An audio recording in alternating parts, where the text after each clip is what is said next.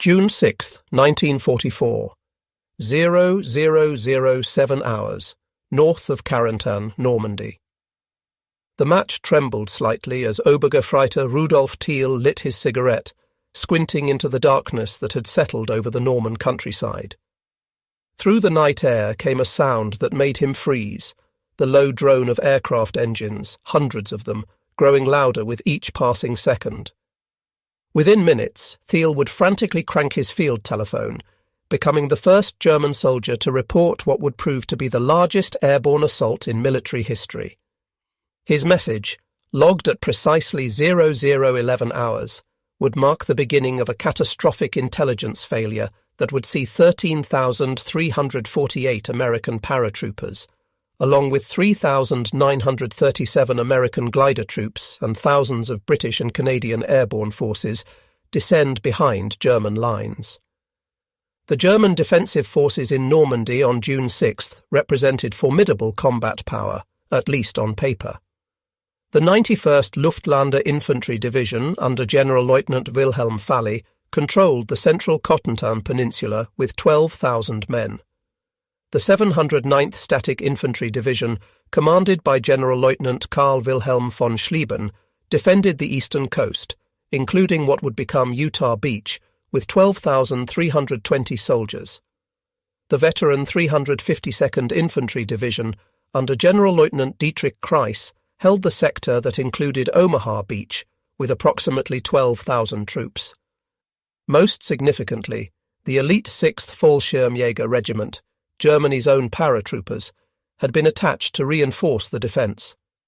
These 4,500 men, commanded by Major Friedrich August Freiherr von der Heydte, averaged just 17.5 years old, but represented some of the best-trained soldiers in the Wehrmacht. The German High Command had anticipated some form of airborne operation. Field Marshal Erwin Rommel himself had overseen the installation of over 1 million wooden poles, Rommel's Pagel or Rommel's asparagus, across potential landing zones throughout Normandy. These obstacles, standing 4 to 5 metres tall and placed 23 to 30 metres apart, were designed to destroy gliders and entangle parachutes. By April 1944, one corps alone had erected over 900,000 such stakes. But the Field Marshal was not in Normandy this night. He was in Germany, visiting his wife Lucy for her birthday, confident that the weather conditions made an invasion impossible. At 7 minutes past midnight on June 6th, the war came to Obergefreiter Günther Prignitz of the 13th Company, Fallschirmjäger Regiment 6, in the most unexpected way. Stationed at Saint-Georges-de-Beauon, he was jolted from his tent by the sound of their ground observer firing his weapon and shouting, "Alarm! Parachutes! Military gliders!" Prignitz stumbled into the darkness and encountered an American paratrooper hanging from a massive tree, his leg clearly broken, moaning in English, "Oh, oh, broken leg." As Prignitz later recounted, I disarmed him and spoke calmingly to him. He was probably the first American prisoner of war of the Battle of Normandy. Across the regiment's positions, similar encounters were unfolding. Eugen Grieser, serving in the 2nd Battalion, described the Americans as mostly young boys, around 20 big and strong guys, who carried around half a colonial wares store in their pockets, including rations in cans, chewing gum, chocolate, reserve ammunition, pictures of naked girls, and even explosives. At 1:30 hours, General der Artillerie Erich Marx, commanding the 84th Corps responsible for the entire invasion sector, received his first coherent report of enemy paratroopers landing between Sainte-Marie-du-Mont and Sainte-Mère-Église. The 53-year-old general, who had lost a leg on the Eastern Front and walked with a prosthetic, immediately understood the implications. But where was the main effort? The drops seemed scattered, chaotic, without clear tactical purpose. German doctrine, based on their own airborne operations, assumed that paratroopers would concentrate on specific strategic objectives. These Americans appeared to be everywhere and nowhere simultaneously. Marx ordered Kampfgruppe Meyer from the 915th Grenadier Regiment south of Carentan to investigate the reported drops. It was a fatal decision. Kampfgruppe Meyer would spend the entire night and morning navigating narrow Norman lanes in darkness, chasing reports that proved false or exaggerated. By 700 hours, when they finally received accurate intelligence, they were exhausted, disoriented, and 20 miles from where they were needed most. The command situation deteriorated further with each passing hour. Generaloberst Friedrich Dollmann, commanding the 7th Army, was in Rennes conducting a war game exercise with his division commanders, an exercise premised on how to respond to an Allied invasion of Normandy. Most critically, at approximately 400 hours, General-Lieutenant Wilhelm Falley made a decision that would cost him his life. Having heard aircraft engines from the headquarters he was visiting, the general decided to race back to his command post. His staff car, speeding through darkness outside Chateau de Berneville, ran directly into a patrol from the 82nd Airborne Division. Lieutenant Malcolm Dodge Brannin of the 508th Parachute Infantry Regiment shot the general, making Falley the first German general killed on D-Day. The German communication network began failing almost immediately. Radio connections between units stopped functioning. The carefully laid telephone lines fell silent one by one as paratroopers cut cables they encountered. Oberleutnant Martin Dietrich, communications officer for the 6th Fallschirmjäger Regiment, later described, "Nothing worked. The radios produced only static. We learned later the Americans were jamming every frequency. The telephone lines were cut in dozens of places. In desperation, I tried the French civilian telephone system, and surprisingly it worked. The resistance, it seemed, had scruples against harming property of the French state. German radar stations from Cherbourg to Le Havre had been systematically jammed starting at 2300 hours on June 5th. The primary Luftwaffe radar station at Douvres-la-Délivrande would have its antennas destroyed by naval gunfire at dawn. Fixed transmitters with code names Bagpipe and Chatter, broadcasting from England, filled German radio frequencies with noise. The Wehrmacht's intelligence service, the Abwehr, might have provided warning, but Hitler himself had abolished it in February 1944 after discovering its chief, Admiral Wilhelm Canaris, had been involved in anti-Nazi activities. The service had been absorbed into the SS Reich Security Main Office, where political reliability mattered more than competence.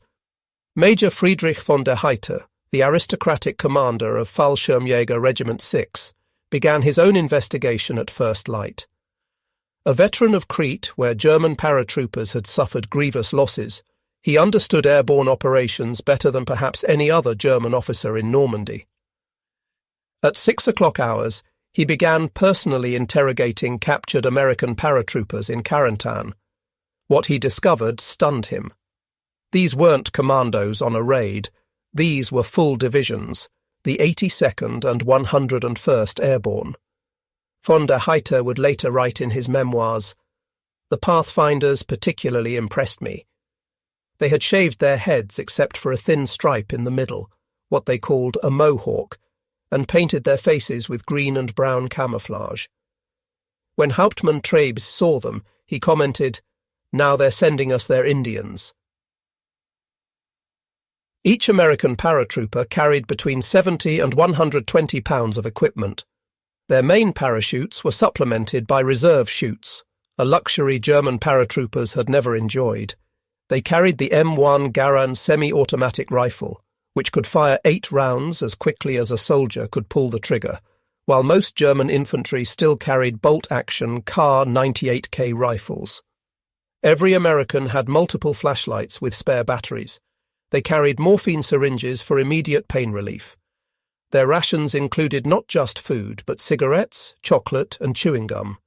They even carried cricket clickers, small metal devices for identification in darkness. One German soldier noted dismissively, "This idea that the Americans had to communicate in the dark with these children's toys wasn't very intelligent." He failed to understand that only a nation with unlimited resources would issue such devices to every soldier. The battle for Sainte-Mère-Église demonstrated the shock and speed of the American assault.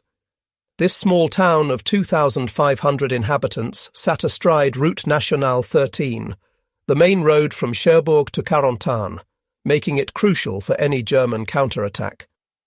The German garrison consisted of just 41 men from the 91st Division, reinforced by Osttruppen, Eastern European conscripts whose reliability was questionable.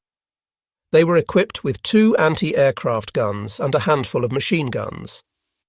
At 0430 hours, Lieutenant Colonel Edward Krause's 3rd Battalion of the 505th Parachute Infantry Regiment attacked with just 30 to 40 men, all he could gather from the scattered drop. By 0500 hours, Krause had raised the American flag over the town hall. The German garrison simply evaporated. 30 were captured, 11 were killed. Throughout June 6th and 7th, elements of the 1058th Regiment launched counterattacks from positions near Fauville, 2 kilometres south. These attacks, supported by concealed 88mm anti-tank guns, turned the southern approaches into a killing ground. Between 8:30 and noon on June 6th, First Lieutenant Richard Winters led what military academies would later teach as a textbook small unit action at Brécourt Manor. The German position consisted of 4 105mm howitzers, manned by approximately 60 soldiers from the 6th Fallschirmjäger Regiment, reinforcements from the elite 1st Battalion who had arrived to find the original garrison had deserted. Winters had just 17 men initially, eventually reinforced to 24. Using fire and maneuver tactics, the Americans systematically destroyed each gun position. The assault yielded an intelligence windfall, a complete map case showing all German positions in the Cotentin Peninsula. Winters' casualties, 4 dead and 6 wounded. German losses, 15 killed, 12 wounded, and 23 captured. Lafayette Bridge over the Meurdere River would witness what historian S.L.A. Marshall called probably the bloodiest small unit struggle in the experience of American arms. A company of the 505th Parachute Infantry Regiment reached the bridge first, securing it by 0900 hours on D-Day. The German counterattack came at 1600 hours. Elements of the 1057th Grenadier Regiment reinforced by 3 captured French light tanks.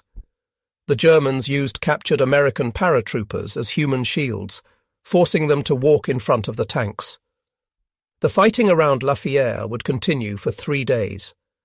A company suffered an 86% casualty rate, 46 killed and 81 wounded from 147 men. The 91st Luftlandedivision Division lost 2,212 men in the first 6 days of fighting around this single bridge. German intelligence had completely failed to detect the creation and training of the American airborne divisions. The 82nd and 101st Airborne Divisions had been conducting massive exercises in England for over 2 years. The marshalling of 822 C-47 transport aircraft went entirely unnoticed. Even the painting of distinctive black and white invasion stripes on all Allied aircraft occurred without German knowledge. The Germans expected airborne landings relatively far from the beaches, targeting strategic objectives deep behind lines. Their own doctrine, based on operations in Holland and Crete, emphasized deep penetration. They couldn't conceive that the Allies would use airborne forces as super infantry, dropping them just miles behind beaches to secure the immediate beachhead. The 91st Luftlandedivision Division had been moved to Normandy in May 1944, specifically to counter expected airborne assault, with the 6th Fallschirmjäger Regiment attached for anti-airborne expertise. Yet despite keeping 1/3 of troops in position day and night in possible landing zones, they were caught completely off guard when the assault came. Operation Titanic deployed 400 dummy paratroopers, 3-foot-tall Hessian cloth figures equipped with explosive charges and pintail noisemakers simulating rifle fire. These Ruperts successfully diverted the entire 915th Grenadier Regiment from beach defences. The unit spent critical hours searching woods for phantom paratroopers instead of heading to invasion beaches. Field Marshal von Rundstedt ordered the 12th SS Panzer Division Hitlerjugend, to deal with supposed parachute landings near Lisieux that consisted solely of dummies. This elite unit, which could have influenced the battle at Omaha Beach if committed early, instead spent D-Day morning searching for enemies that didn't exist. German after-action reports from June 20th acknowledged, "In several locations the paratroopers turned out to be puppets with explosives in their crates. The goal? To divide our local reserves and disengage them from their crucial position." As dawn broke on June 6th, German soldiers grasped the technological chasm between themselves and their enemies. American paratroopers carried SCR-536 handy-talkie radios, allowing squad-level communication. German infantry relied on runners or signal flags. The Americans had M1 Garand rifles with 8-round clips, while most Germans carried bolt-action rifles designed in the 1890s. The medical equipment stunned German soldiers. Every American carried sulfanilamide powder and morphine syrettes. American medics carried blood plasma that could be administered in field conditions. Each K ration contained canned meat, crackers, chocolate, cigarettes, chewing gum, variety that represented impossible abundance to Germans subsisting on black bread and ersatz coffee. Werner Kortenhaus of the 21st Panzer Division, engaging British paratroopers around the Orne bridges, would later reflect, "We were still a horse-drawn army pretending to be mechanized. They were a truly mechanized force. When I saw American paratroopers eating chocolate while under fire, smoking cigarettes from endless supplies, treating wounds with medicines we hadn't seen since 1942, I knew the war was lost." The German armoured response revealed complete command breakdown. The 21st Panzer Division, the only armoured unit immediately available, couldn't receive permission to move until noon on D-Day. Hitler had reserved personal control over panzer movements and was asleep at his mountain retreat. His staff feared waking him. When General Major Edgar Feuchtinger finally received permission to attack at 16:20 hours, he had to recall units scattered across Normandy where they'd been sent chasing reported paratrooper landings. Of 124 tanks that started the assault, 70 were destroyed or disabled by day's end, stopped by naval gunfire, fighter bombers, and airborne troops with bazookas, not American tanks which hadn't yet landed in significant numbers. Throughout D-Day, German units fought in increasing isolation. At 10 o'clock hours, General Marx told division commanders, "The fate of Germany and this conflict depends on your counterattack." But orders took hours to reach frontline units. Some never arrived. The Wehrmacht's Auftragstaktik, mission-type tactics encouraging initiative, collapsed when junior officers had no idea what the mission was. Without communication from higher headquarters, units attempted to attack beaches, hunt paratroopers, and hold positions simultaneously, accomplishing none effectively. Major von der Heiter's 6th Fallschirmjäger Regiment exemplified the problem. His units were scattered across 30 square miles. The 1st Battalion was destroyed trying to retreat to Carentan. The 2nd Battalion was pinned near Saint-Côme-du-Mont. The 3rd Battalion, FJR 6, simply disappeared. Von der Heiter wouldn't learn until after the war that they had been surrounded and captured almost intact. The scattered nature of the drops, only 1 in 6 American sticks landed near intended drop zones, some missing by over 20 miles, became strategic advantage. Instead of concentrated drops that could be contained, Germans faced paratroopers everywhere. German intelligence estimated 20,000 to 25,000 American paratroopers had landed, nearly double the actual 13,348. The scattered paratroopers attacked whatever Germans they encountered with aggressiveness born of excellent training and the knowledge that safety lay only in victory. This convinced German commanders they faced a much larger force. By noon on D-Day, Germans had captured several hundred American paratroopers. Their interrogations revealed these weren't commandos on a raid, but the advance guard of an invasion involving millions. Feldwebel Ernst Wagner, assigned to guard prisoners near Carentan, wrote in his diary about their unshakable confidence. Wounded American prisoners received medical treatment with plasma, morphine and sulfur drugs that hadn't been seen in German field hospitals for over a year. The British 6th Airborne Division's operations proved equally devastating on the eastern flank. Landing 8,500 men by parachute and glider, they seized crucial bridges over the Orne River and Caen Canal.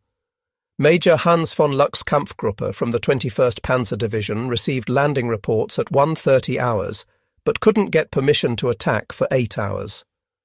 By then, British positions were consolidated with naval gunfire support available. The glider assault on Pegasus Bridge stunned German defenders.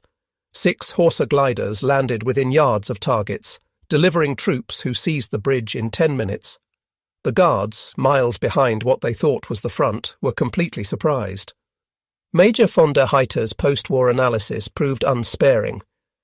The caliber of the American paratroopers who fought against the regiment was outstanding. They were excellently trained in combat techniques, and their armament and equipment were first class. In the opinion of the German parachute troops, the American 101st Airborne Division, and particularly its 506th Parachute Infantry Regiment, far surpassed the other American airborne units. German paratroopers particularly noted American flexibility. German Fallschirmjäger trained to follow detailed plans. When plans fell apart, they often became paralyzed. American paratroopers thrived on chaos, forming ad hoc groups and attacking targets of opportunity. The statistics reveal the true impact Allied airborne forces: 822 American C-47 transport aircraft, 13,348 American paratroopers jumped, 3,937 American glider troops, 8,500 British and Canadian airborne troops. Total Allied airborne strength, approximately 25,785. German casualties, first week, 91st Luftlandedivision, Division, 8,000 casualties from 12,000 men, 67% loss rate. 6th Fallschirmjäger Regiment, 3,000 casualties from 4,500 men, 67% loss rate. Various other units, approximately 5,000 casualties. Total, approximately 16,000 German casualties directly attributable to airborne operations. These losses among elite units couldn't be replaced. Germany lacked both training infrastructure and transport aircraft for new airborne forces. American losses, 2,499 casualties on D-Day alone, were replaced within weeks.